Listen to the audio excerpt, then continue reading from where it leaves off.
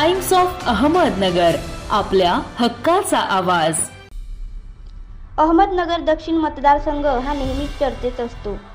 कधी पवार विरुद्ध विखे तर कधी विखे विरुद्ध गडाख, पण आता विखे तेच परंतु विरोधक बदलला आहे। आता सामना खासदार सुजय विखे विरुद्ध भावी खासदार निलेश लंके असा सामना पाहायला मिळणार आहे। आमदार निलेश लंके हे सर्वसाधारण माणसाच्या सुखादुखात हजर राहून लोकांसोबत जवळीक वाढवत आहेत। लंके जरी खासदार सुजय विखेंवर आरोप करून स्वतःची पोळी भाजून घेण्यात इच्छुक नसले तरीही लंकेंचे कार्यकर्ते काही विखेंना सुधरू देत नाहीत। खासदार विखेंना बघताच लंकेंना खांद्यावर घेणे, लंकेंचा जय जयकार करणे, लंकेच्या कार्यकर्त्यांच्या या कृत्यामुळेच खासदार विखे वैतागले असल्याची सध्या जोरदार चर्चा रंगली आहे। विखे जरी विद्यमान खासदार असले तरीही लंकेंनी विखेंच्याच पक्षातले आजी माजी आमदार फोडून विखेंची ताकद तोडली आहे।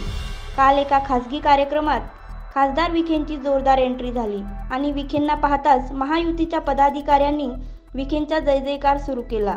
मात्र काही वेळातच आमदार लंकेंची एंट्री झाली आणि एका सेलिब्रिटीला पाहण्यासाठी जसा गोळका जमा होतो तसाच गोळका लंकेंच्या भोवती जमा झाला। लंकेमुळे व लंकेच्या कार्यकर्त्यांमुळे मंच गच्च भरला होता। समजूतदार लंकेंनी आपल्या कार्यकर्त्यांसह मंच सोडून मंचाच्या खाली आपली जागा शोधली।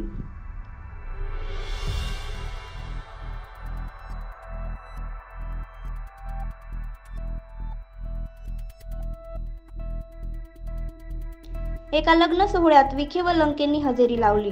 लग्न सोहळ्याची सुरुवात छत्रपतींच्या महाआरतीने झाली। मात्र काही नेते स्वतःच्या रुबाबात एवढे मग्न होते की त्यांना साधी पायातली चप्पल देखील काढता आली नाही। या सोहळ्यामध्ये आमदार निलेश लंकेंनी चप्पल काढून सुसंस्कृतपणाचे दर्शन घडवले। मात्र लंकेंच्या शेजारी उभे असलेले काँग्रेसचे शहर जिल्हाध्यक्ष किरण काळे यांना पायातली चप्पल सुटली नाही।